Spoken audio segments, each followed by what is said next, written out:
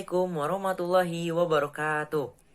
Perkenalkan, kami dari kelompok 2 yang beranggotakan saya, Agnanova Pratama, ada Arwah, ada Aura, kemudian ada Faris, kemudian ada Karin, kemudian ada Siva, kemudian ada Sila, kemudian ada Rahma, dan juga Randy, dan juga Satria. Di sini kami akan membahas tentang sikap intoleransi. Intoleransi agama adalah suatu bentuk toleransi atau kurangnya toleransi terhadap kepercayaan lain atau suatu kondisi jika suatu kelompok masyarakat, kelompok agama, atau kelompok non-agama secara spesifik menolak untuk menoleransi praktik-praktik para penganut atau kepercayaan yang berlandaskan agama. Namun, pernyataan bahwa kepercayaan atau praktik agamanya adalah benar, sementara agama atau kepercayaan lain adalah salah, bukan intoleransi agama, melainkan intoleransi ideologi. Kasus intoleransi masih sering terjadi di sejumlah sekolah di Indonesia, padahal sejatinya sekolah merupakan tempat disemainya pemahaman dan pemaknaan kemajemukan sebagai identitas dan kekayaan bangsa. Munculnya intoleransi disebabkan oleh 4 faktor. Pertama, pandangan keagamaan sektarian. Kedua, populisme agama. Ketiga, politisi yang memanfaatkan agama. Dan yang terakhir yaitu pendirian rumah ibadah yang dilarang atas dasar agama sehingga menimbulkan intoleransi. Berikut adalah video mengenai kasus intoleransi yang terjadi di lingkungan sekolah. Sorotan selanjutnya datang dari Menteri Pendidikan dan Kebudayaan Nadiem Makarim yang menilai masalah siswi non-muslim yang diminta berjilbab oleh sekolah merupakan pelanggaran undang-undang dan mencoreng nilai-nilai Pancasila. Terkait permasalahan adanya siswi non-muslim yang diminta berjilbab di SMKN 2 Padang, Sumatera Barat, Nadiem meminta pemerintah daerah untuk menindak tegas. Tindakan tegas itu berupa pemberian sanksi pencopotan kepada pihak yang terbukti bersalah.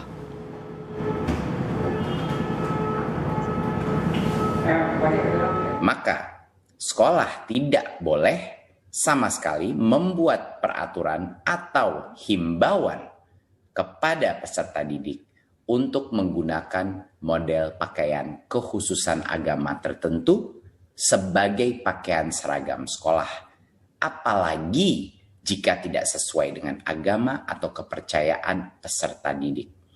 Hal tersebut merupakan bentuk intoleransi atas keberagamaan sehingga bukan saja melanggar peraturan undang-undang, melainkan juga nilai-nilai Pancasila dan kebinekaan. Untuk itu pemerintah tidak akan mentolerir guru dan kepala sekolah yang melakukan pelanggaran dalam bentuk intoleransi tersebut.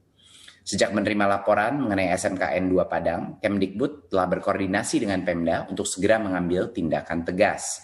Saya mengapresiasi gerak cepat Pemda terhadap pihak-pihak yang terbukti melakukan pelanggaran. Selanjutnya saya meminta agar pemerintah daerah sesuai dengan mekanisme yang berlaku, segera memberikan sanksi yang tegas atas pelanggaran disiplin bagi seluruh pihak yang terbukti terlibat, termasuk kemungkinan menerapkan pembebasan jabatan, agar permasalahan ini menjadi pembelajaran kita bersama ke depannya. Setelah viral di media sosial, seorang siswi non-muslim diminta memakai jilbab. Ketua Komisi 10 DPR RI Syaiful Huda mengaku prihatin. Syaiful Huda menilai hal itu tidak pantas terjadi di institusi pendidikan di Indonesia. Syaiful meminta lembaga pendidikan milik pemerintah harus menjunjung tinggi toleransi. Ia menambahkan mewakili Komisi 10 meminta Kemendikbud untuk segera mengevaluasi kejadian ini.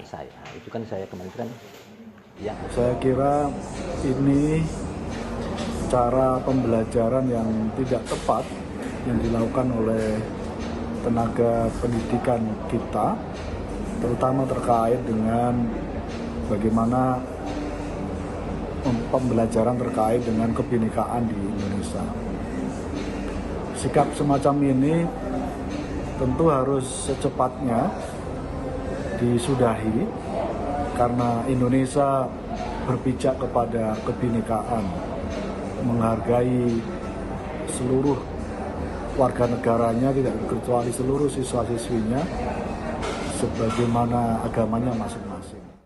Seperti video yang telah kita lihat tadi, sikap intoleransi yaitu pemaksaan pemakaian hijab kepada siswi non-muslim yang terjadi di SMK 2 Padang niscaya akan bisa memberikan efek buruk, yaitu bagi perkembangan sosial psikologis siswa.